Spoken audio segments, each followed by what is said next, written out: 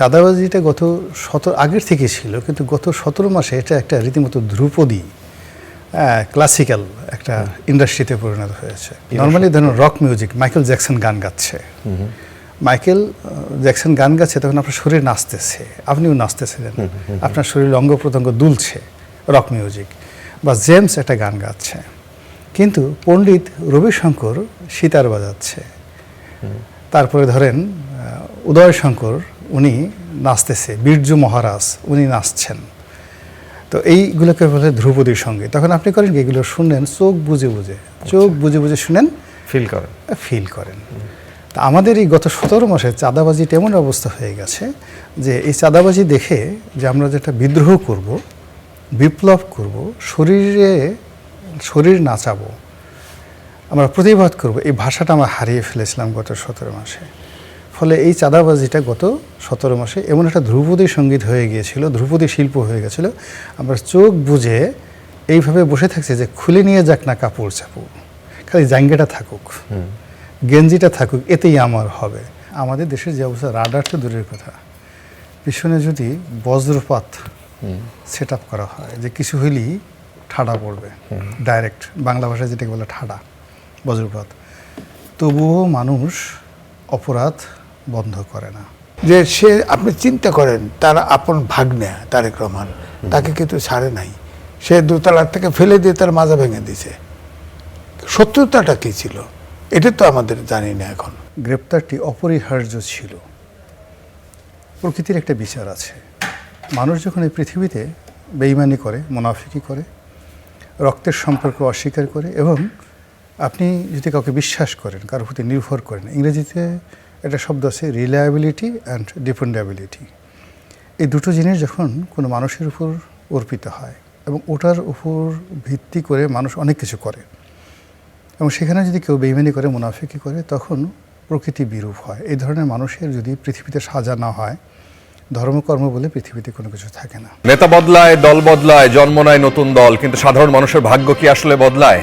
আশ্বাস আর প্রতিশ্রুতির ভিড়ে আমরা খুঁজব বাস্তবতার প্রতিফলন। আমাদের কাজ প্রশ্ন করা, দেশ ও মানুষের স্বার্থে প্রশ্ন আমরা করেই যাব। থাকবে মত ও ভিন্ন মত শ্রদ্ধা। স্টার নিউজের কড়া আলাপে আজকে আপনাদের সাথে আমি ফারাবি হাফিজ। পরিচয় করে দিই আজকে আলোচক হিসেবে যারা রয়েছেন স্টুডিওতে। এম এ আজিজ, তিনি সিনিয়র সাংবাদিক, এবং রয়েছেন জনাব গোলাম মোল্লা রানী, রাজনৈতিক বিশ্লেষক। আপনাদের দুজনকে স্বাগত জানাচ্ছি। ঈদ মোবারক। ঈদের রেশ এখনো রয়ে গেছে, ছুটি আছে না। আজকে সরকারি অফিস আদালত আজকে খুলেছে এবং মানুষের উপস্থিতিও ভালোই ছিল, যদিও টেনশন আছে বিভিন্ন ইস্যু নিয়ে। সবার আগে টেনশন আমরা আলোচনা শুরু করি যে 111-এ আলোচিত মাসুদউদ্দিন চৌধুরী, তাকে সোমবার বারিধারা থেকে আটকের পর গ্রেফতার দেখানো হয়েছে এবং তারপর আজকে তাকে 5 দিনের রিমান্ড মঞ্জুর করেছেন আদালত। প্রশ্ন হচ্ছে যে এই মাসুদউদ্দিন চৌধুরী লেফটেন্যান্ট জেনারেল, সাবেক অবসরপ্রাপ্ত কর্মকর্তা, তিনি আওয়ামী লীগ এবং বিএনপি দুইজনের কাছেই তিনি একজন ভিলেন, কিন্তু পরবর্তীতে আওয়ামী লীগের সরকারের সময়ই তাকে আমরা দেখলাম তিনি একটা দেশের রাষ্ট্রদূত হিসেবে পোস্টিং পান। পরবর্তীতে আওয়ামী লীগের রাজনীতিতে তিনি সক্রিয় হন।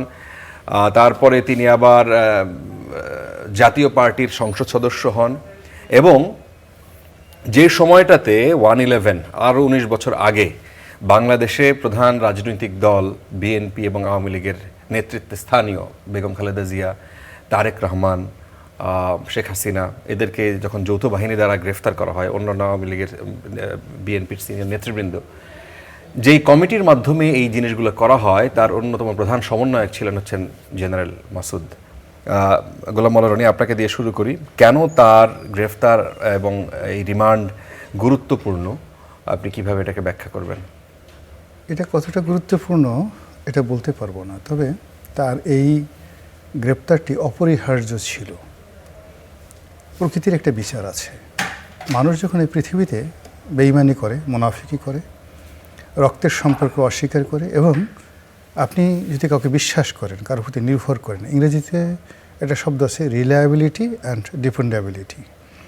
এই দুটো জিনিস যখন কোনো মানুষের উপর অর্পিত হয় এবং ওটার উপর ভিত্তি করে মানুষ অনেক কিছু করে, এবং সেখানে যদি কেউ বেঈমানি করে, মুনাফিকি করে, তখন প্রকৃতি বিরূপ হয়। এই ধরনের মানুষের যদি পৃথিবীতে সাজা না হয়, ধর্মকর্ম বলে পৃথিবীতে কোনো কিছু থাকে না। মাসুদউদ্দিন চৌধুরী এমন একজন মানুষ আমার শোনা কথা, তার কতটুকু মিলিটারি ক্যারিয়ার রয়েছে আমি জানি না, তবে তার প্রথম এবং প্রধান পরিচয় ছিল তিনি জনাব তারেক রহমান সাহেবের মামা সাইদ ইস্কান্দার সাহেবের ঘনিষ্ঠ বন্ধু। এটার উপর ভিত্তি করে আওয়ামী লীগের আগে যে বিএনপি জমানা ছিল সেই পুরো জমানাটাতে তার প্রমোশন থেকে শুরু করে সব জিনিসগুলো হয়েছে। ঘনিষ্ঠ বন্ধু না, ভাইরা ভাই, মানে সাইদ ইস্কান্দার সাহেবের ভাইরা ভাই। তো এই ভাইরা ভাই হওয়ার কারণে তিনি তারেক রহমান সাহেবের সম্পর্কে মামা। তো এই কারণে তার যে প্রমোশন এবং তার যে গুরুত্বপূর্ণ পদায়ন এটা হয়ে গেছে। এবং ইলেকশন থেকে মানে যখন একটা রাজনৈতিক দল বিদায় নেয় তো তখন তারা করে কি তাদের পছন্দের মানুষগুলোকে একের খুব পোস্টগুলোতে বসানো হয়। যেমন মঈনুদ্দিন, ফখরুদ্দিন, তারপর শেষে এই মাসুদউদ্দিন, যে সমস্ত লোকজন আছেন তারা সবাই বিএনপির খুব ঘনিষ্ঠজন ছিলেন। সেনাবাহিনীর মধ্যে সবচেয়ে গুরুত্বপূর্ণ যে পদটি সেটা হলো সাভার ক্যান্টনমেন্টের যিনি জিওসি থাকেন, 9 ডিভিশন যেটিকে বলা হয়, এখানে সবসময় করে কি সরকার যারা খুব ঘনিষ্ঠজন তাদেরকে বসানো হয়। 111-এর আগে বিএনপি ক্ষমতা ত্যাগের পূর্বে এই 9 ডিভিশনের জিওসি ছিলেন জেনারেল মাসুদউদ্দিন। এইগুলো ঘটনা। 2 নম্বর হলো যে 1/11-র পরে কতগুলো হৃদয় বিদারক ঘটনা ঘটেছে। সেই হৃদয় বিদারক ঘটনা হলো যে অনেকগুলো তথাকথিত জনপ্রিয় পত্রিকার সাংবাদিক, যাদেরকে মার্কিন ডিপ স্টেটের এজেন্ট বলা হতো, যাদেরকে দিল্লির এজেন্ট বলা হতো, এবং যারা পুরো রাজনৈতিক ইনস্টিটিউশনগুলো ধ্বংস করার জন্য রাজনীতিবিদদের কালিমা লেপন, এই কাজটি সেই 96-97 সন থেকে ধারাবাহিকভাবে একটা গ্রুপ করে আসছিল। এদের মধ্যে এনজিও ছিল, অর্থনীতিবিদ ছিল, যারা রাজনীতিবিদরা চোর, পলিটিক্যাল পার্টিগুলো খারাপ কাজ করে, মানে প্রত্যেকটার character assassination at the same time এই কাজগুলো তারা করেছিল 96 থেকে ধারাবাহিকভাবে। এবং এদের পেছনে সেই যে অ্যাপিস্টেন্ট বলেন, মার্কিন ডিপ স্টেট বলেন, হোয়াট এভার মেবি, তাদের একটা বিরাট চক্র ছিল। এই চক্রটির যে প্রথম চক্রান্ত বাংলাদেশের সফল চক্রান্ত, এটি হয় 1/11-র মাধ্যমে। এবং সেই 1/11-র মাধ্যমে যে কুশীলভ ছিলেন, সেই কুশীলভের মধ্যে ওয়ান অফ দ্য টপ 3 বা টপ 2 মাসুদউদ্দিন চৌধুরী। কাজেই তার বিচার হওয়া দরকার ছিল। এই ভদ্রলোক বিএনপি, আওয়ামী লীগ প্রত্যেকটা মানুষের জীবনকে তছনছ করে পৃথিবীর সমস্ত আনন্দকে ধ্বংস করে দিয়েছে। প্রত্যেকটা রাজনীতিবিদ ওই 1/11-র সময় তাদের জীবনে মরণ কান্না শুরু হয়ে গিয়েছিল। আর অতিরিক্ত তারেক রহমান সাহেবকে বেধড়ক পেটানো, ফ্যানের সঙ্গে টানানো, তার মেরুদণ্ড ভেঙে দেওয়া থেকে শুরু করে যে সকল কথা আমরা শুনি, সব কিছুর জন্য এই মাসুদউদ্দিন চৌধুরীকে বিএনপির প্রত্যেকটা নেতাকর্মী দায়ী করে। এখন তারেক রহমান সাহেব থেকে শুরু করে তার যারা এখন রাষ্ট্র ক্ষমতা আছেন, মানে তারা যদি এই ঘটনাগুলো বিচার করতে না পারেন তাহলে নেতাদের কিন্তু আসলে মনোবল থাকবে না, কর্মীদের মনোবল থাকবে না।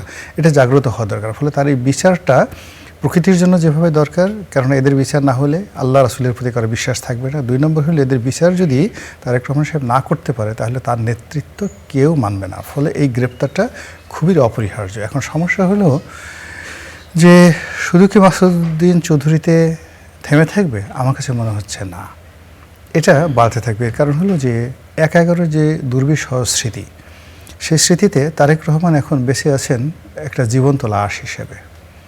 তিনি ওই সময়টাতে তার নানিকে হারিয়েছেন, ওর কারণে তার ভাইকে হারিয়েছেন, তার বাড়ি হারিয়েছেন, তার মাকে হারিয়েছেন, এবং এখন দেখেন যে 2-3 জেনারেশনে আত্মীয় স্বজন বলতে যা বোঝায়, জিয়া পরিবারে আসলে তারেক রহমান সাহেব, জাইমা রহমান আর তার মা, এছাড়া আসলে কিন্তু এদের আপনজন কেউ নেই। আর অন্যদিকে কোকো সাহেবের যে স্ত্রী বা তার সন্তানেরা আছে, পরিবারটা খুব লিমিটেড হয়ে আছে। তো যাদের কারণে একটা বংশ বলতে গেলে একেবারে নির্বংশ হওয়ার মতো উপক্রম হয়ে গেছে।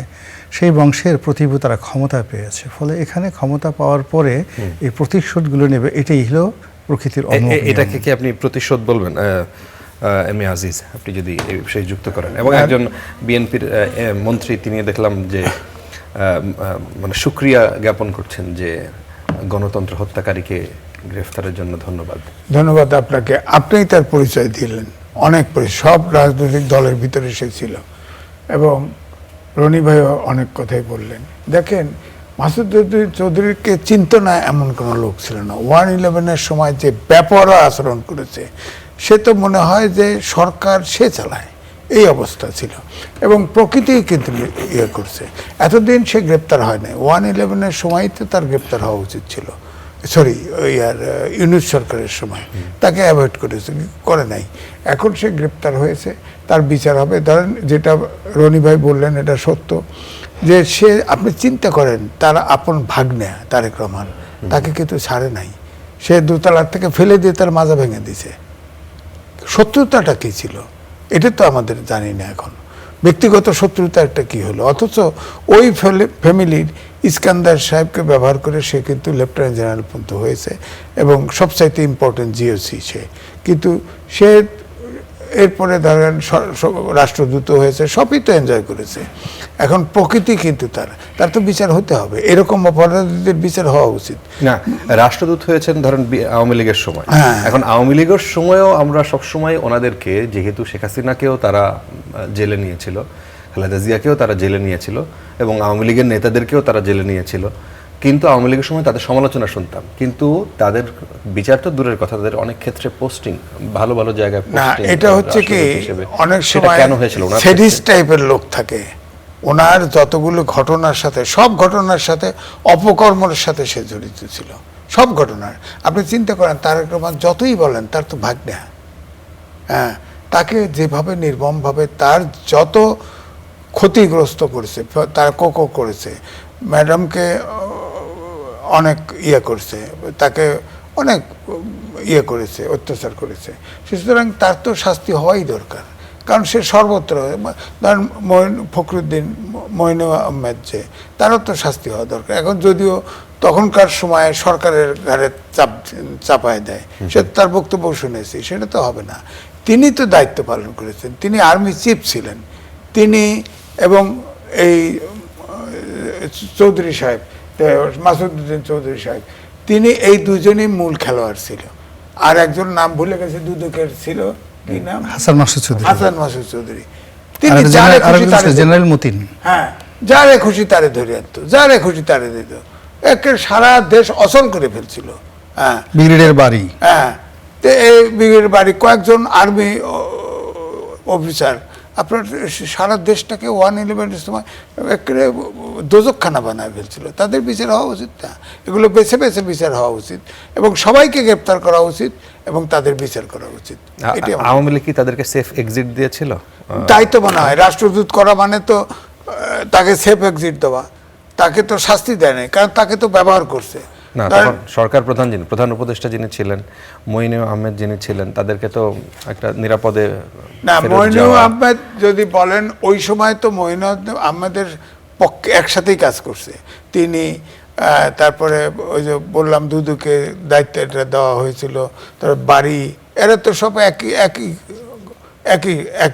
একই গ্রুপ, তো সুতরাং সবারই বিচার হওয়া উচিত।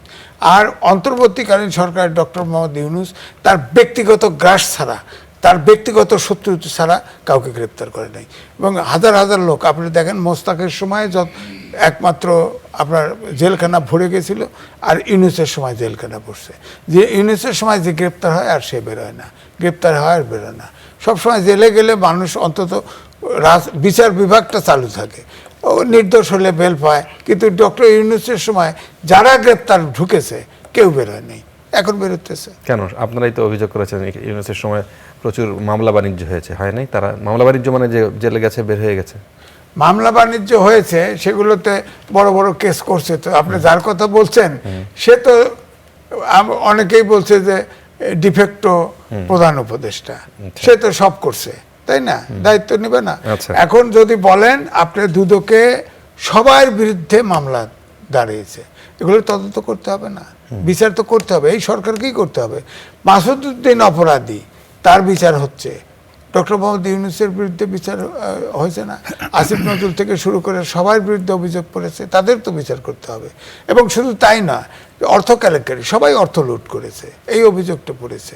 এটা তো কেউ, এই অভিযোগ কোথায়, মানে দুদকে, আচ্ছা, দুদকে প্রত্যেকটা উপদেষ্টার বিরুদ্ধে অভিযোগ আছে, সুতরাং তাদেরও তো বিচার হতে হবে, তদন্ত হতে হবে। হ্যাঁ, যদি নির্দোষ হয় সে খালাস পাবে, সমস্যা নাই, হ্যাঁ, কিন্তু বিচার তো হতে হবে। যেমন ধরেন অনেকে বলছে যে অনেকের তো এখন মুক্তি দিচ্ছে আওয়ামী লীগের লোক, ধরেন এই যে আইভি নারায়ণগঞ্জের মেয়র ছিল।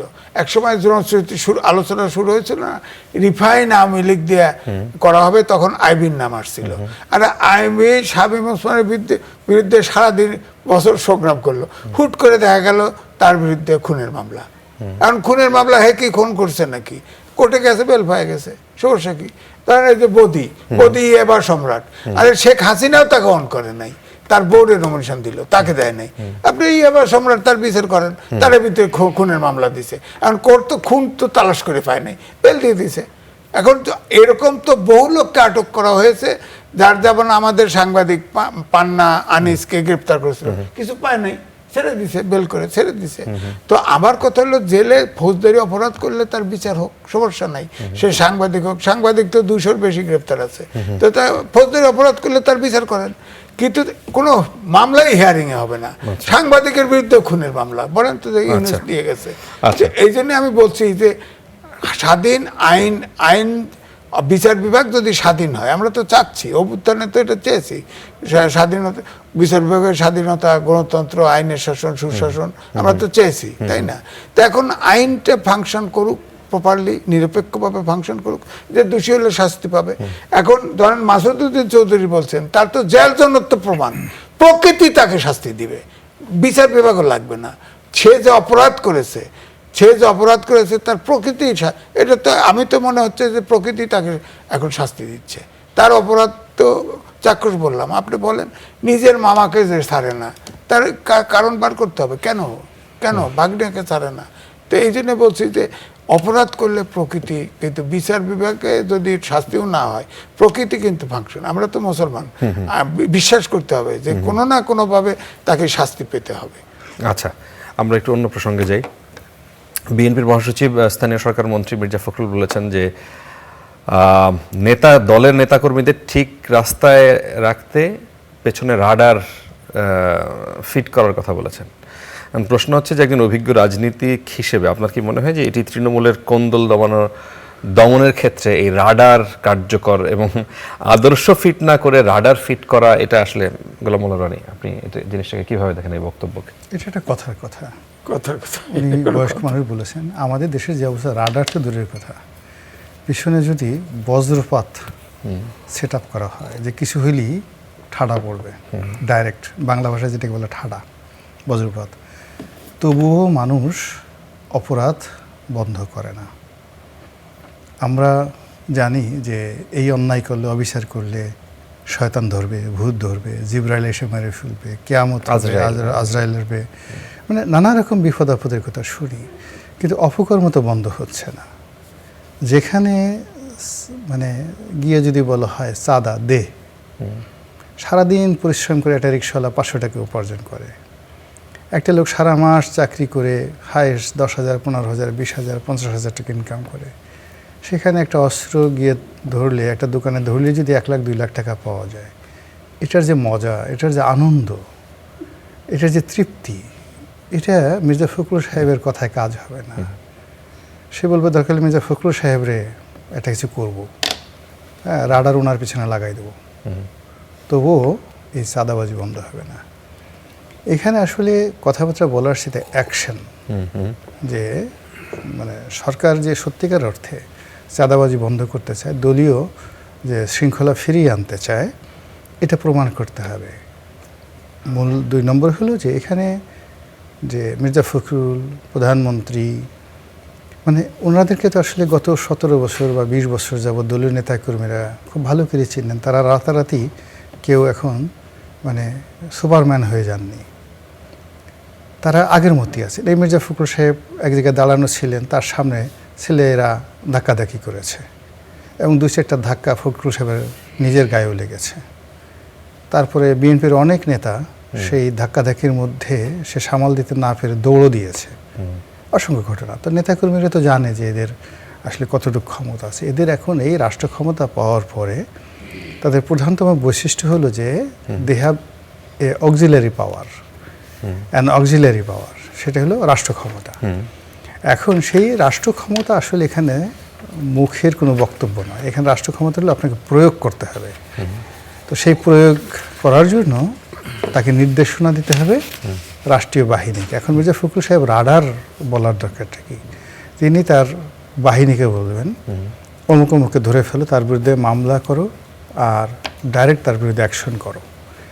এখন সেই কথা না বলে যদি বলা হয় আমি রাডার ঠিক করেছি, আমি ক্ষেপণাস্ত্র মোতায়েন করেছি, আমি শাহের ড্রোন আনতেছি ইরান থেকে, এই ড্রোন মাথার উপর চারিদিক থেকে উড়তে থাকবে, আর যখন অন্যায় করবে সঙ্গে সঙ্গে সেটার উপর মানে যাকে বলে ক্ষেপণাস্ত্র নিক্ষেপ হবে।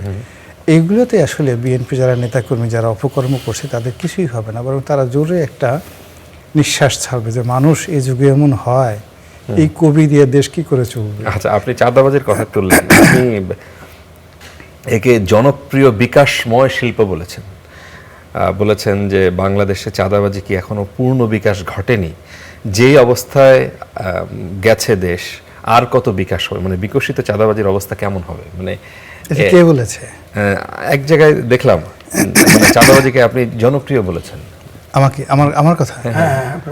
ও মানে এটা হয় কি, আসলে আমার অনেকগুলো ফেক আইডিয়া আছে। ও আচ্ছা। তো এখন কে যে কোনভাবে দেয় মানে আমি এটা বলতে পারি না। তখন আমি যেরকম ঠিক আমি কাছাকাছি এরকম একটা কথা বলেছিলাম যে চাঁদাবাজি বাংলাদেশ একটা বিকাশময়, এই কথাটাই বলছে, বিকাশময়, জনপ্রিয় বিকাশময় শিল্প। ওইটা তো আমি প্রথমে বললাম যে এটা সত্য যে চাঁদাবাজিটা গত আগের থেকে ছিল, কিন্তু গত 17 মাসে এটা একটা রীতিমতো ধ্রুপদী ক্লাসিক্যাল একটা ইন্ডাস্ট্রিতে পরিণত হয়েছে। আপনি তো বুঝেন যে এটা কি আওয়ামী লীগের সময়ের চাইতে আরো বেশি জনপ্রিয়, মানে দ্বিগুণ বেগ? এটা জনপ্রিয় না, আমি এটাকে ধ্রুপদী বলেছি। আচ্ছা, ধ্রুপদী হলো যে নর্মালি ধরুন রক মিউজিক, মাইকেল জ্যাকসন গান গাচ্ছে, মাইকেল জ্যাকসন গান গাচ্ছে, তখন আপনার শরীর নাচতেছে, আপনিও নাচতেছিলেন, আপনার শরীর অঙ্গ প্রত্যঙ্গ দুলছে, রক মিউজিক। বা জেমস একটা গান গাচ্ছে, কিন্তু পণ্ডিত রবিশঙ্কর সিতার বাজাচ্ছে, তারপরে ধরেন উদয় শঙ্কর উনি নাচতেছে, বিরজু মহারাজ উনি নাচছেন। তো এইগুলোকে বলে ধ্রুপদী সঙ্গীত। তখন আপনি করেন কি, এগুলো শুনেন চোখ বুঝে বুঝে শুনেন, ফিল করেন। তা আমাদের এই গত 17 মাসে চাঁদাবাজিটা এমন অবস্থা হয়ে গেছে যে এই চাঁদাবাজি দেখে যে আমরা যেটা বিদ্রোহ করব, বিপ্লব করব, শরীর নাচাবো, আমরা প্রতিবাদ করব, এই ভাষাটা আমরা হারিয়ে ফেলেছিলাম গত 17 মাসে। ফলে এই চাঁদাবাজিটা গত 17 মাসে এমন একটা ধ্রুপদী সঙ্গীত হয়ে গিয়েছিল, ধ্রুপদী শিল্প হয়ে গেছিল। আমরা চোখ বুঝে এইভাবে বসে থাকছি যে খুলে নিয়ে যাক না কাপড় চাপড়, খালি জাঙ্গিটা থাকুক, গেঞ্জিটা থাকুক, এতেই আমার হবে। আমি কোনো অবস্থাতেই মবের কবলে পড়ে এই ইনুসের জমানাতে আমি কোনো অবস্থায় আমার প্রাণটা হারাতে চাই না। এই জন্য আমরা সবাই চোখ বুঝে উচ্চাঙ্গ সঙ্গীত যেভাবে মানুষ উপভোগ করে, এই গত 17 মাসে ডক্টর ইউনূসের জমানাতে এই ক্লাসিক্যাল মিউজিকের মতো আমরা চাঁদাবাজিটিকে উপভোগ করেছি। এখন সেই চাঁদাবাজিটা এখন সেই ধ্রুপদী সঙ্গীতের মতো, ক্লাসিক্যাল মিউজিকের মতো এখন ওটা আরও সুন্দরভাবে চলছে। আরও সুন্দর মানে আগে থেকে গতি পেয়েছে নাকি কমেছে একটু? এখন গতি পেয়েছে কি, ধ্রুপদী সঙ্গীতের বা ক্লাসিক্যাল মিউজিকের একটা নির্দিষ্ট যাকে বলে দর্শক শ্রোতা আছে, তো এর বাইরে সাধারণত যায় না। কিন্তু এখনকার চাঁদাবাজিটা এমন অবস্থা হয়ে গেছে, এটা একটা সার্বজনীনতা পেয়েছে। বৃদ্ধ থেকে বৃদ্ধা, হিন্দু থেকে মুসলমান, নর থেকে নারী, এমনকি পশু পাখি, তারাও এই চাঁদাবাজিটাকে মেনে নিয়েছে। আপনি যদি একটা মহিষকে ছিনতাই করতে যান বা নিতে যান, ও আগে গুঁতো দিত। এই জমানাতে সেমন অবস্থা হয়ে গেছে, কারণ আপনি একটা মহিষকে যদি গিয়ে একটা চাঁদাবাজ ধমক দেয়, জানিস আমি কে, আমি চাঁদাবাজ, মহিষ বলবে জি হুজুর, আমাকে নিয়ে যান, জবাই করেন, কিচ্ছু বলবো না। এমনকি আমার তো মনে হয় রয়্যাল বেঙ্গল টাইগার, সুন্দরবনের রয়্যাল বেঙ্গল টাইগার, তারাও এই ক্লাসিক্যাল যে ধ্রুপদী আমাদের যে চাঁদাবাজ হয়ে গেছে, তাদের ভয়ে জীবন যৌবন সব কিছু চাঁদাবাজদের হাতে দিয়ে দেবে, একটা টু শব্দ পর্যন্ত করবে না। আচ্ছা আচ্ছা, আপনার কাছে আসি এম এ আজিজ, আপনি যদি এই বিষয়টা নিয়ে বলেন যে বিএনপি নেতা মির্জা ফখরুল ইসলাম আলমগীর তিনি আরও একটি কথা বলেছেন যে আমরা দেশে কোনো মব তৈরি হতে দেব না, এবং আজকে সিলেটের বিশ্বনাথ উপজেলায় হামলা চালিয়ে বাউল গানের আসন পণ্ড করার ঘটনা ঘটেছে, কালকের কথা। স্থানীয় একদল ব্যক্তি হামলা চালিয়ে ভবিষ্যতে গানের আসর বসালে কঠোর ব্যবস্থা নেওয়ার হুমকিও দিয়েছে। এটা এই সময়ের ঘটনা, এটা আপনি মানে এই যে ইউনূস সরকারের আমলে হইলেও একটা কথা ছিল। এর সাথে আমি এই প্রোগ্রামে ঢোকার আগে কিছুক্ষণ আগে দেখলাম যে ব্রাহ্মণবাড়িয়াতে একটা ঘটনা ঘটেছে, সেখানে একটা ছেলেকে পিটিয়ে এরকম মেরে ফেলা হয়েছে। সো মবকে, এই মব বিষয়টা আসলো ধরেন এই গত 17 মাসের কথা আমরা বললাম, সবচেয়ে বেশি পপুলার হয়েছে সম্ভবত এই শব্দটা। সেই জায়গা কি সরকার নিয়ন্ত্রণ করতে পারছে না, নাকি এটা? না, দেখেন, বিএনপির ভিতরেও ক্ল্যাশ হচ্ছে, কিন্তু তাদের বিএনপির কর্মীরাও কিন্তু নিহত হচ্ছে। এই গতকাল না পরশুদিন 2 জন মারা গেছে। তো আমি যেটা বলি যে মির্জা আলমগীর ভাই, তিনি অত্যন্ত শ্রদ্ধেয় ব্যক্তি। তিনি যে শব্দটা রাডার ফিট করা হয়েছে, এটা এদেশের আমার মনে হয় 90 ভাগ লোক বোঝে নাই। উনি বলতে চাচ্ছে আমরা তাদেরকে দেখছি, রাডার দিয়ে দেখতে পাচ্ছি, তাদের অপরাধ পর্যবেক্ষণ করছি। বিষয়টা তা না। আমার কথা হচ্ছে যে আপনি যেটা বললেন, আগে আমরা ছোটবেলায় দেখতাম গরুর যদি অসুখ হতো, সুদখোর যে তার নাম লিখে কাগজ গলায় বেঁধে দিত, আপনার পোকা পড়ে যেত, সুস্থ হয়ে যেত। হ্যাঁ, আগে এরকম ছিল, কালচার ছিল। এখন চাঁদাবাজিটা এই সুদখোরের মতো হয়ে গেছে, এটা সহ্য হয়ে গেছে। এটার অনেকগুলো কারণ আছে। আপনি দেখেন, বহিষ্কার হওয়া লোককে টেনে এনে নমিনেশন দিয়েছে, আপনার খুনের আসামিকে আপনার নমিনেশন দিয়েছে, দ্বৈত নাগরিককে নমিনেশন দিয়েছে, মাসুদউদ্দিনের যারা সহযোগী ছিল তাদেরকে মন্ত্রী এমপি বানিয়েছে। তারপরে আপনার ঋণ খেলাপিদের নমিনেশন দিয়েছে। তো সুতরাং অপরাধকে প্রশ্রয় দেওয়া হয়েছে। এটা এই লোকগুলোকে যখন নমিনেশন দেওয়া হয়েছে, তাদের ভিতরে মন্ত্রীও হয়েছে, এমপিও হয়েছে, মন্ত্রীও হয়েছে। তাহলে এখন অপরাধ করলে সমস্যাটা কি? চাঁদাবাজি করলে, এই যে কয়েকটা টেলিভিশন সেই বগুড়ার থেকে চাঁদাবাজি কেমন করে হয় কারণ বাজার পর্যন্ত দেখাইছে, পত্রিকাগুলোতে রিপোর্ট আসা শুরু হয়েছে। এখন হচ্ছে কি, বিএনপির মধ্যে দুটো জিনিস মূল সমস্যা আমার কাছে মনে হয়েছে। ইলেকশনের আগে বিএনপিকে তো তকমা এটা প্রতিষ্ঠিত করে ফেলছিল যে এরা বিএনপির নেতাকর্মীরা চাঁদাবাজি করে। হ্যাঁ, এটা তো তার বিরোধীরা এটা বিশ্বাস করায় ফেলছিল ইলেকশনের আগে। হ্যাঁ, ইলেকশনের আগে বিশ্বাস করায় ফেলছিল। এখন যেটা হয়েছে, গুপ্ত জামাত যেমন বিএনপির ভিতরে আছে, এখন চাঁদাবাজিটাও গুপ্ত হয়ে গেছে। আপনি কারা, মানে তারা, তাদের আসল পরিচয় কি? আওয়ামী লীগ করতো তারা? কোথায়? এই চাঁদাবাজি যারা করে তারা কি আসলে বিএনপি না? না, বিএনপির লোক তো চাঁদাবাজি, সবাই চাঁদাবাজি জাতীয়করণ হয়ে গেছে। জাতীয়করণ, সবাই চাঁদাবাজি, চান্স পাইলে চাঁদাবাজি করতেছে। তো সুতরাং এটা তো ট্যাকেল করতে হবে, করতে পারতেছে না। ওই কারণে আমি বললাম যে অপরাধীদের নমিনেশন দিয়ে তাদেরকে এমপি মন্ত্রী তো বানানো হয়েছে, সুতরাং অপরাধ থেকে তো কেউ সরছে না। আর দ্বিতীয়টা, চাঁদাবাজিটা হলো সহজ আর্নিং, সহজভাবে আর্ন করা। হ্যাঁ, এটা করছে। তা আমার কাছে এখন বক্তব্য হচ্ছে যে আপনি বিশ্বের অনেক দেশে দুর্নীতির জন্য ক্যাপিটাল পানিশমেন্ট আছে, আপনি আইন করেন না কেন? রাডার ফিট করার তো দরকার নেই, আইন করেন, 2-4টা ধরে ফাঁসি দিয়ে দেন। আপনি বেগম খালেদা জিয়া প্রধানমন্ত্রী ছিলেন, ওই সময় অ্যাসিড থ্রোয়িং ব্যাপক হারে শুরু হয়েছিল না? তিনি আইন করলেন, কয়েকটাকে ঝুলাই দিলেন, দেখেন আছে এখন। আরে অ্যাসিড মারে না। তারপরে ধরেন ওই যে কি এক সময় সন্ত্রাস বেড়ে গেল, তখন অপারেশন ক্লিন হার্ট, তখনও প্রধানমন্ত্রী ছিলেন বেগম খালেদা জিয়া। দেখা গেল সরকারি দলের ওরা মাস্তানি সন্ত্রাসী বেশি করে, দেখা গেল যুব দল এবং ছাত্র দলের ছেলেরা বেশি মারা গেল, তারপরেও কিন্তু সন্ত্রাস থেমে গেল। সুতরাং অ্যাকশন তো হতে হবে। রাডার ফিট করবেন, অমক ফিট করবেন, হেলিকপ্টার ঘুরাবেন, তাতে কাজ হবে না তো।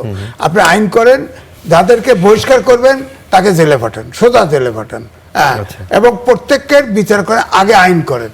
দুর্নীতি এখন বাংলাদেশের 1 নম্বর শত্রু। দুর্নীতি একেবারে জাতীয়করণ হয়ে গেছে। দুর্নীতির জন্য বাংলাদেশ এখন ক্যাপিটাল পানিশমেন্টের আইন দরকার। তাছাড়া এই দুর্নীতি রাডার ফিট করে চেক হবে না। আবার কারণ হচ্ছে এই যে বললাম তো, নির্বাচনের আগে তো অপরাধীদের নমিনেশন দিচ্ছেন, অপরাধীরা মন্ত্রীও আছে। হ্যাঁ, নাম বললাম না, কিন্তু আছে তো, খুনের মামলার আসামি, মামলা শেষ হয় না। নাম বলবেন না কেন? নাম বলতে ভয় পান? ভয় পাওয়ার কিছু না, মাত্র 30 দিন হলো সরকারের, একটু দেখি না, চেষ্টা তো করতেছে। ধরেন এই সরকারের আচার আচরণ তো অনেক ব্যতিক্রম, এটা ঠিক। আর একটু সময় দেই না, দেখি। ধরেন এই যে বিএনপি, এটা হলো মধ্যপন্থী জাতীয়তাবাদী দল। এর ভিতরে আমি বরাবরই বলি যে অনেকে বলে যে জামাত এত ভোট পাইলো কেন, কবিতা যে পরে তাফালিং করছে, টাকা পয়সা দিছে, ব্যস্ত দিছে, দাঁড়িপাল্লা, এই কারণে ভোট বাড়ছে। আর বিএনপির কমপক্ষে 20% ভোট পাইছে, বিএনপি পরিচিত, ওরা গুপ্ত জামাত, হ্যাঁ ওরা ভোট দিছে, ওরা ভোট দিছে। তো এই জন্য বলছি যে এই বিএনপিকে এই যত দোষ, সন্ত্রাস, চাঁদাবাজি যা আছে এর থেকে মুক্ত করতে হবে এবং আপনার গুপ্ত জামাত মুক্ত করতে হবে, তাহলে এটা মধ্যপন্থী জাতীয় দল হতে হবে। এটা তো আমি কিন্তু বলেছি, সরাসরি বলেছি, আমার সাথে 2বার কথা হয়েছে, আমি বলেছি তো, আচ্ছা যে বলেছি তো। এর সাথে কি একটু যুক্ত করুন গোলাম মোল্লা রনি, যে আমি একটু আগে দেখছিলাম যে গতকালকে পাবনা সুজানগরের উপজেলায় আধিপত্য বিস্তারকে কেন্দ্র করে 2 গ্রুপের সংঘর্ষ এবং সেখানে মনসুর খান নামে একজন মারা গেছেন। বৃহস্পতিবার 19 মার্চ নাটোরের গুরুদাসপুরে আবার 2 গ্রুপের সংঘর্ষ, সেখানেও 5 জন আহত হয়েছে, পুলিশ সহ। পুলিশের এএসআই আজিজ তিনিও আহত হয়েছেন। শনিবার চুয়াডাঙ্গার আলমডাঙ্গায়ও 2 গ্রুপের এরকম ঈদের সময় এটা বাংলাদেশের একটা কালচার হয়ে গেছে, কিন্তু এখন অনেক জায়গায় এই যে সংঘর্ষ, দলের মধ্যে নিয়ন্ত্রণটা কি আপনার কাছে মনে হয় যে এটা কোনো কোনো ক্ষেত্রে হিমশিম খাচ্ছে, নাকি এটাই বাংলাদেশের বড় দল, সেটাকে স্বাভাবিক হিসেবেই নিতে হবে? না, স্বাভাবিক হিসেবে নয়। বাস্তবতা হলো শেখ হাসিনার জমানাতে, মানে যখন একটা দল ক্ষমতায় থাকে তখন আসলে তার যে সাংগঠনিক ক্ষমতা ধীরে ধীরে কমতে থাকে। তাহলে বিএনপি 2001 থেকে 2006 সন পর্যন্ত তাদের যা কিছু সাংগঠনিক ক্ষমতা এটি মূলত ফরমাল ছিল। আচ্ছা। আর শক্তিশালী মানে রাজনৈতিক যে মানে যাকে বলে সংগঠন, এটা হয় সাধারণত বিরোধী দলে থাকলে, যেটা এখন জামাত করছে বা এখন যেটা আওয়ামী লীগ প্রস্তুতি নিচ্ছে। কিন্তু বিএনপি 2001 থেকেই নানা কারণে হয়নি। প্রথম কারণ হলো তারা ক্ষমতা ছিল 2001 থেকে 2006, এই সময়টাতে খাও দাও, ফুর্তি করো, ধরো মারো, হাও ভবনে যাও, ইত্যাদি ইত্যাদি, এটা ছিল তাদের একটা স্টাইল, ফ্যাশনে। এরপরে যখন 111 এলো, 111-এ আসার পর আপনি চিন্তা করেন যে তারেক রহমান সাহেবের উপর যে নির্যাতন হয়েছে, ওই নির্যাতন দেখার পরে বিএনপির যারা সাধারণ নেতাকর্মী তাদের কারোর কলিজার মধ্যে পানি ছিল না। কেউ এমনি চিত হয়ে পড়ে গেছে, কেউ পালিয়েছে, কেউ বলছে আমি আর জীবনে আব্বা গো বিএনপি করবো না, রাজনীতি করবো না। অনেকে দাড়ি রাখছে, মোষ রাখছে, অনেকে জিকি রাজকার করে ওঠে ইয়াহু ইয়াহু, অনেকে জামাতে চলে গেছে, অনেকে আওয়ামী লীগ চলে গেছে। আচ্ছা, এইভাবে 2009 সন পর্যন্ত চলছে। তারপর যখন আওয়ামী লীগ ক্ষমতা আসছে, কিছু কিছু লোক মনে করে যে রাজনৈতিক দল ক্ষমতা আসলে এখন বোধহয় একটা পরিবর্তন হবে, তখন তারা আবার বের হয়েছে। বের হওয়ার পর আওয়ামী লীগ মোটামুটি 12-13 সন পর্যন্ত একটা লিবারেল ছিল। 13 সনের পর থেকে আওয়ামী লীগ আবার ডলা দেওয়া শুরু করছে, যাকে বলে বাস ডলা। তো সেই বাস ডলা খাওয়ার পরে দলের মধ্যে না দলের বাইরে সবাইকে, বিএনপি সবাইকে, জামাত এবং বিএনপি সবাইকে বাস ডলা দিয়েছে। তো জামাত আবার করছে কি, যখন বুঝতেছে আমাদেরকে বাস ডলা দেবে, তখন তারা গুপ্ত হয়ে গেছে। গুপ্ত হয়ে তারা ওই বলছে যে আমরা এখন দাওয়াতি কাজকর্ম করব। সামহাও বিভিন্ন গোয়েন্দা সংস্থার এজেন্সি থেকে শুরু করে সবাইকে বোঝাতে সক্ষম হয়েছে যে শেখ হাসিনা যতদিন জীবিত আছে আমরা কোনোদিন রাজনীতি করব না, আমরা এখন শুধুমাত্র আল্লাহ বিল্লাহ করব আর দাওয়াতি কাজ করব, কোরআন হাদিসের তর্জমা করব। এবং আমাকে ওই বেনজির সাহেব একদিন বলতেছিল যে তাহলে তো জামাত এটা খুব ভালো, বেনজির মানে Dhaka town metropolitan police commissioner, তো আমাকে বলতেছে যে তাহলে তো জামাত একটা ভালো সিদ্ধান্ত নিয়েছে। তো চিন্তা করেন যে তারা বেনজির সাহেবের মতো মানুষকে কনভিন্স করে ফেলছে যে জামাত এখন দাওয়াতি কাজ করবে। কিন্তু বিএনপির লোকগুলো আসলে ওই কাজ না করে তারা যারা যারা রাজনীতি করার চেষ্টা করছে এদেরকে প্রথমে একটা মামলা দিছে। একটা মানুষের যদি 200, 300, 400 মামলা হয়, ওর ঘুম আসে না, ওর কবিতা রচনা হয় না, ওর শয়নের স্বপ্নে সারাদিন শুধু ডান্ডা বেরিয়ে দেখে। আমাকে একদিন সেই রাত্রি 12টা-1টার সময় সেই 2013 সনের দিকে বিএনপির খুব বড় নেতা, আমি বলবো না নাম, তা আমাকে বলতেছে রনি বলেন তো, আমি তো ঘুমাতে পারতেছি না। বলে কেন?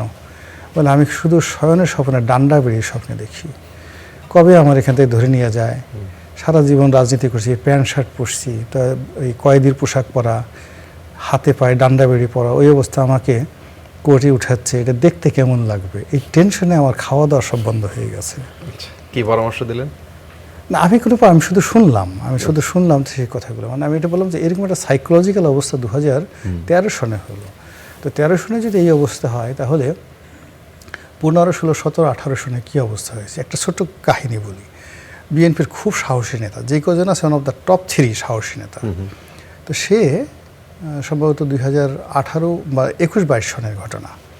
তা আমি তার সাথে আমার রাস্তায় দেখা, সে দেখি আনমনা হয়ে আকাশের দিকে তাকিয়ে আছে। তা আমি এটা ধাক্কা দিলাম যে ভাই কী হলো, আপনাকে তো কোনোদিন এত অমনোযোগী দেখি না। তো বলে রনি ভাই, গতকাল রাত্রে যে ঘটনাটা ঘটছে আমি ভুলতে পারতেছি না। বলে কি ঘটনা ঘটছে? তা আমি অফিসে বসা ছিলাম আমাদের বিল্ডিংয়ে, এমন সময় সবাই বলে যে পুলিশ আসছে। তা আমার মাথায় কাজ করলো না, একটা দৌড় দিয়ে ছাদে চলে গেলাম। তো ছাদে চলে গেলাম, ছাদে গিয়ে এখন নামতেও পারি না, পালাতেও পারি না। কী করব? সঙ্গে সঙ্গে করলাম কি, যে কাজ জীবনে করি নাই, ছাদে একটা পানির ট্যাঙ্কি ছিল, সেই পানির ট্যাঙ্কির মধ্যে ডুবে রইলাম। তেমন সময় পুলিশ ছাদে আসছে, চারিদিকে খুঁজতেছে। খোঁজার পরে পুলিশ বলতেছে যে নাই, এখানে চলেন। তা এক পুলিশ বলতেছে এই পানির ট্যাঙ্কিটা দেখো। তো অন্য পুলিশে বলতেছে যে উনি যে সাহসী মানুষ, মরে গেলেও এই পানির ট্যাঙ্কির মধ্যে সে পালাবে না। তো এই কথা শুনে আমার চোখে পানি এসে গেছে। আমি আল্লাহর কাছে বললাম, আল্লাহ, জীবনে অনেক গুনাহ করছি, তুমি আজকে আমার বেজ্জতি করো না, এখান থেকে আমাকে বাঁচাও। আল্লাহ আমার দোয়াটা কবুল করলো। ওরা পানির সেই ট্যাঙ্কিটা আর চেক করলো না। এরপর ওরা চলে গেল, আমি সেখান থেকে বের হইতেছি। বের হয়ে আমি সেই চুপচুপে অবস্থায় গেছি। কালকে থেকে এখন পর্যন্ত আমি ঘুমাতে পারতেছি না। আকাশের দিকে তাকাই, খালি পানির ট্যাঙ্কি দেখি।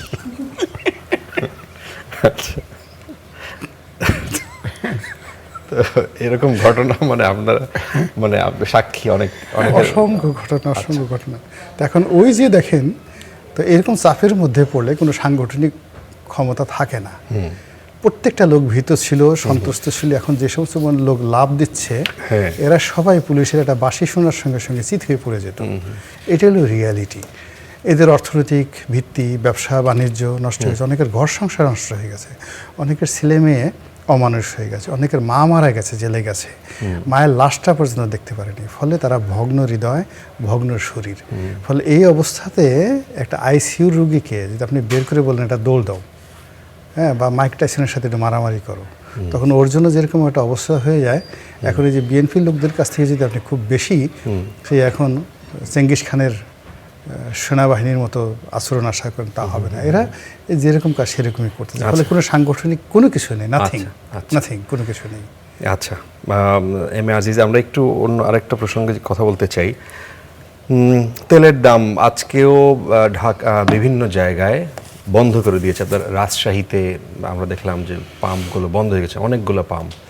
ঢাকার বাইরে লম্বা লাইন, একটা আতঙ্ক ছড়িয়েছে। আজকে একটু আগে আমি শোতে আসার আগে দেখলাম যে নিউজটা আসলো, ফিলিপিন্সে তারা জরুরি অবস্থা ঘোষণা করা হয়েছে, মানে তেল সংক্রান্ত ইস্যুতে।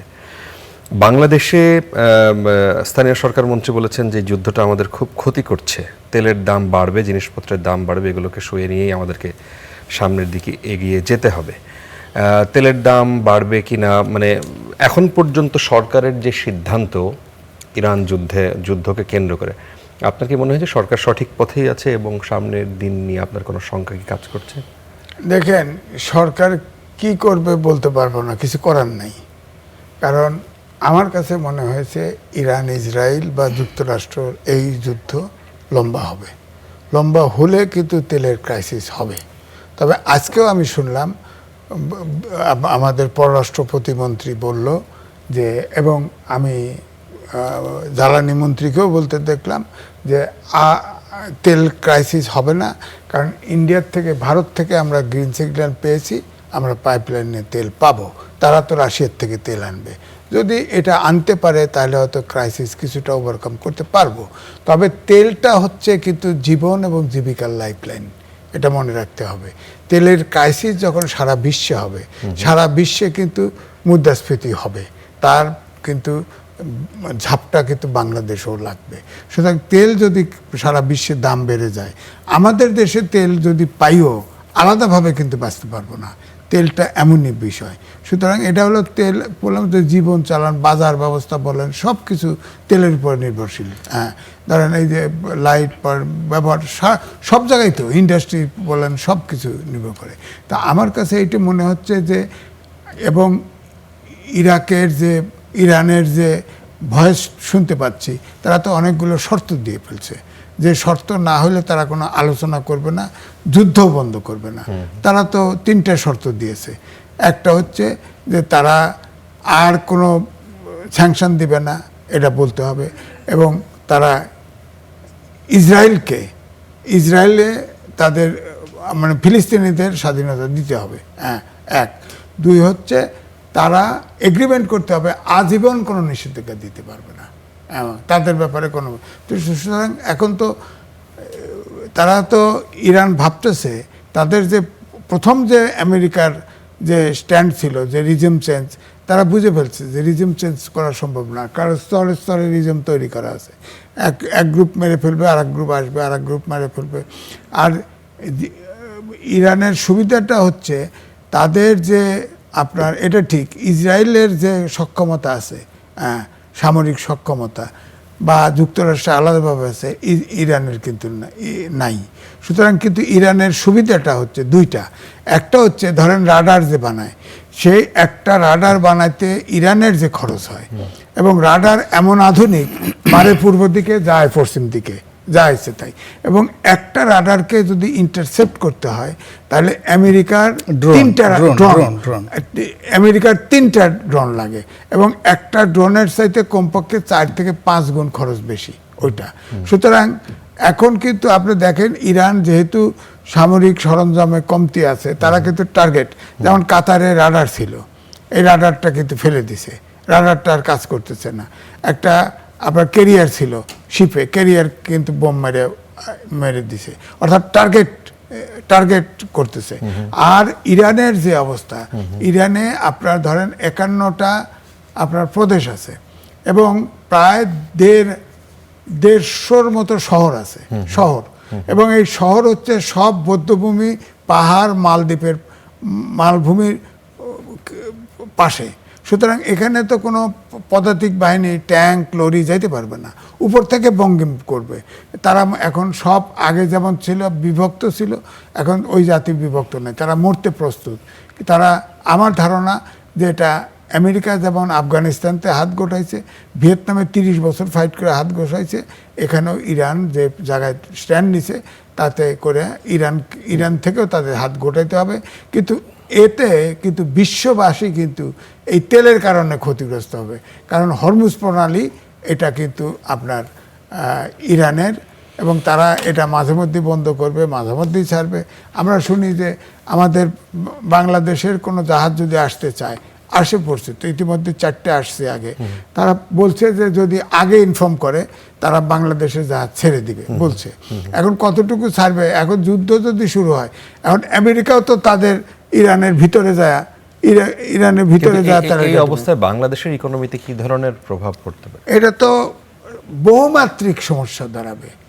আপনার তেল ক্রাইসিস যদি হয়, বহুমাত্রিক। এখন যদি ভারত যদি তেল দেয় রাশিয়ার থেকে এনে, এবং আমেরিকার কাছেও পারমিশন বাংলাদেশ চেয়েছে, যদি পায় তাহলে হয়তো দেখা যায় আলাদাভাবে, কিন্তু সারা পৃথিবীতে যদি আপনার তেলের ক্রাইসিস হয়, আলাদাভাবে বাংলাদেশ সমস্যা মুক্ত থাকতে পারবে না, সমস্যা হবেই। কিন্তু যদি তেল পায় তাহলে মোটামুটি দৈনন্দিন খরচ চালাই যেতে পারবে, এটা আমার মনে হয়। তবে যুদ্ধ কিন্তু হবে, দীর্ঘায়িত হবে বলে মনে হচ্ছে। কিন্তু আজকেও, গতকালও এই ঘোষণা আসলো যুদ্ধবিরতি, ডোনাল্ড ট্রাম্প বলেছেন যে কথা হয়েছে। তো সেই ক্ষেত্রে যদি সেটাই হয়, যুদ্ধ যদি দীর্ঘ হয়, বাংলাদেশের মতো দেশে আমাদের যেই ভৌগোলিক অবস্থান এবং আমাদের যে ইকোনমিক যে মানে ভঙ্গুর অবস্থা, সেই জায়গায় মানুষ নতুন করে কোনো চ্যালেঞ্জের মধ্যে পড়বে কিনা? প্রথমত আমাদের দেশে আজকের দিন পর্যন্ত যে ফুয়েল ক্রাইসিস যেটা দেখা দিচ্ছে, এটা অ্যাবসলিউটলি সরকারের একটা ফেইলিয়ার বা ব্যর্থতা। এবং সরকারের যারা কর্তা ব্যক্তি, তারা কেন এই ব্যর্থ হচ্ছে আমার মাথায় ঢুকে না। প্রথম কারণ হলো যে সরকার যে সময়টাতে ক্ষমতায় এলো, একেবারে ওই সময়টাতে যে সিরিয়াল ছিল, তাতে সরকারের হাতে রিজার্ভ ছিল অ্যাটলিস্ট অন অ্যাভারেজে 1 মাসের তেল। বোঝার চেষ্টা করেন। 2 নম্বর হলো যে আমাদের দুটো তেল, অর্থাৎ পেট্রোল এবং অকটেন, এই দুটো আমাদের নিজেদের দেশে উৎপন্ন হয়। অর্থাৎ আমাদের যে গ্যাস ক্ষেত্রগুলো আছে, ওখান থেকে রিফাইন করতে গিয়ে যে উপজাত হিসেবে আমরা পেট্রোল এবং অকটেন পাই, এবং অকটেনটা হলো আমাদের দেশের যে প্রয়োজনের তুলনায় বেশি এক্সপোর্ট করার মতো অবস্থা, এবং আমরা আওয়ামী লীগ জামানাতে বোধ একবার অকটেন এক্সপোর্ট করা হয়েছিল। তো কাজেই কোনো পেট্রোল পাম্পে অ্যাটলিস্ট পেট্রোল এবং অকটেন এটার ঘাটতি হওয়ার কথা নয়। এর কারণ হলো এখানে যে রিফাইনারিগুলো আছে, ডিজেল রিফাইনারি প্লাস গ্যাসের যে গ্যাস ক্ষেত্রগুলো আছে, এখান থেকে আমরা 100% অকটেন এবং পেট্রোল পাই। এখন এটা কেন সাপ্লাই পেল না? নাম্বার 1।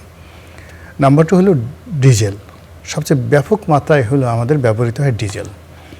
এখন সেই ডিজেল এই রোজার এই সময়টাতে সরকার আসার পরে আমাদের সেই ডিজেল দিয়ে কী হয়, অনেকগুলো পাওয়ার প্ল্যান্ট চলে, তারপরে পাবলিক যে ট্রান্সপোর্টগুলো সবই ডিজেলে চলে। তো সেই ডিজেলের জাহাজ আসছে, হ্যাঁ, তো সেই ডিজেলের যে 16টা না 17টা জাহাজ আসছে, 2-3টা জাহাজ আসছে ভারত থেকে, আমরা পাইপলাইনে 5000 মেট্রিক টন ডিজেল পেয়েছি। তো গণপরিবহনে তো ডিজেলের কোনো সমস্যা এখন পর্যন্ত হয় নাই। প্রত্যেকটা পেট্রোল পাম্পে কিন্তু গণপরিবহনে যেখানে আমাদের অলমোস্ট 80% ব্যবহৃত হয় ডিজেল, তো সেখানে তো বাংলাদেশে কোথাও ডিজেল পাওয়া যাচ্ছে না, এখন পর্যন্ত আমরা শুনিনি। প্রবলেমটা হচ্ছে পেট্রোলে এবং অকটেনে, অর্থাৎ হুন্ডা চলে, প্রাইভেট কার চলে, যেই জায়গাতে মানুষ বিরক্ত হয়, হাহাকার ছুটিয়ে পড়ে, এবং উচ্চ মধ্যবিত্ত শ্রেণীটাকে সরকারের বিরুদ্ধে খেপিয়ে তোলা যায়। এখন এই দুটো জায়গাতে কেন প্রবলেম হবে? 3 নম্বর হলো যে আমাদের অনেকগুলো বিদ্যুৎ প্ল্যান্ট চলে ফার্নেস অয়েলে। তো ফার্নেস অয়েলেরও তো কোনো সমস্যা আছে বলে আমরা এখন পর্যন্ত শুনিনি।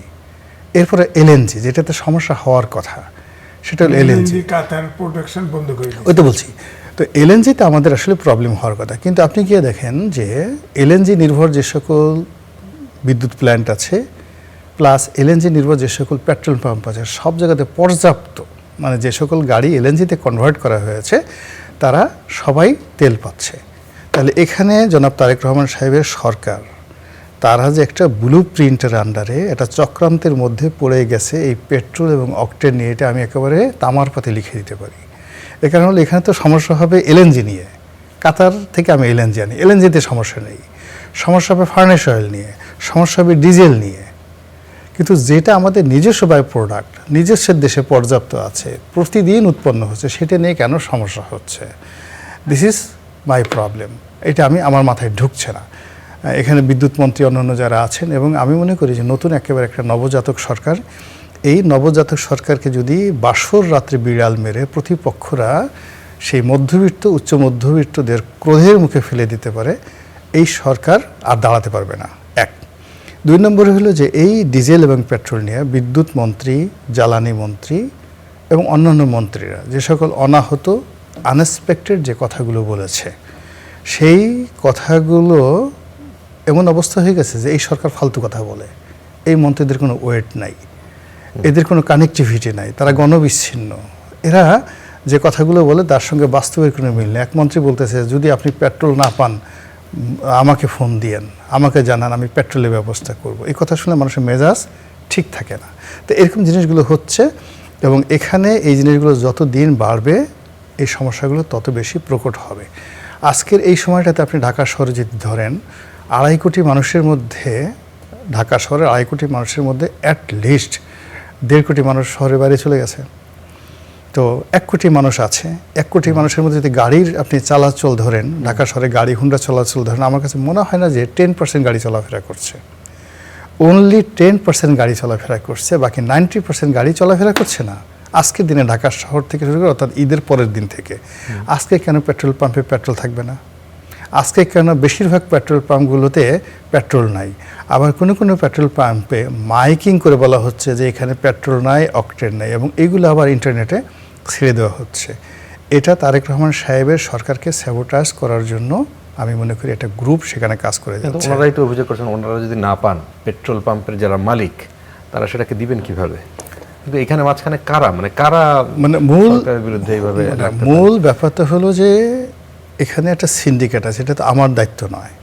আমার মূল ব্যাপার, আমি আপনাকে যে জিনিসটা বললাম, যে কোনো মানুষ যদি আমাকে এখন এসে আমাকে চ্যালেঞ্জ জানায় যে আপনি কথাগুলো বলেছেন সেটা মিথ্যা, অর্থাৎ আমি বলেছি পেট্রোল এবং অকটেন বাংলাদেশে উৎপন্ন হয়, পর্যাপ্ত আছে, তাহলে ক্রাইসিস হবে কেন?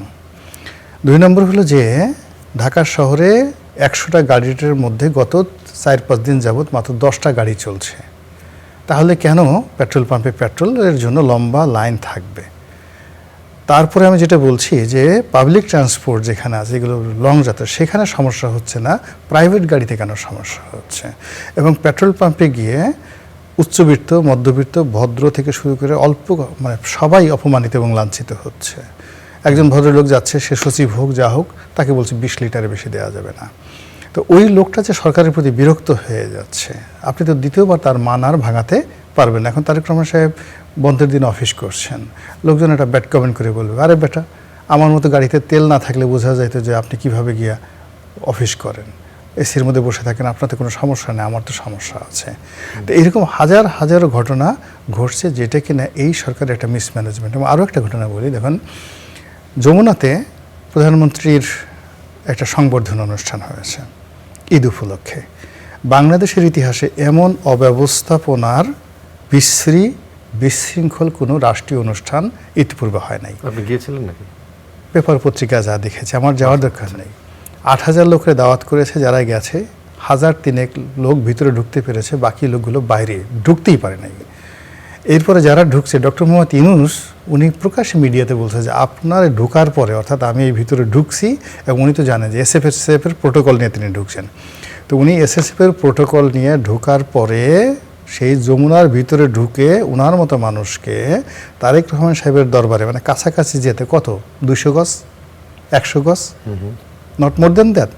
তো ভিতরে ঢুকে 100 গজ যেতে তার 1.5 ঘন্টা সময় লাগছে ডক্টর মোহাম্মদ ইউনূস। এবং সে নিজে তারেক রহমান সাহেবের সাথে হ্যান্ডশেক করতে গিয়ে সে কথা বলছে, আপনার এখানে আসতে আমার 1.5 ঘন্টার সময় লাগছে, আপনার কাছাকাছি বসতে। এরপর এসএসএফ অনেক মানুষকে ধাক্কা দিচ্ছে, এবং পরে আমি ভুক্তভোগী যারা আছে তাদের কাছে জিজ্ঞাসা করলাম কারণটা কি।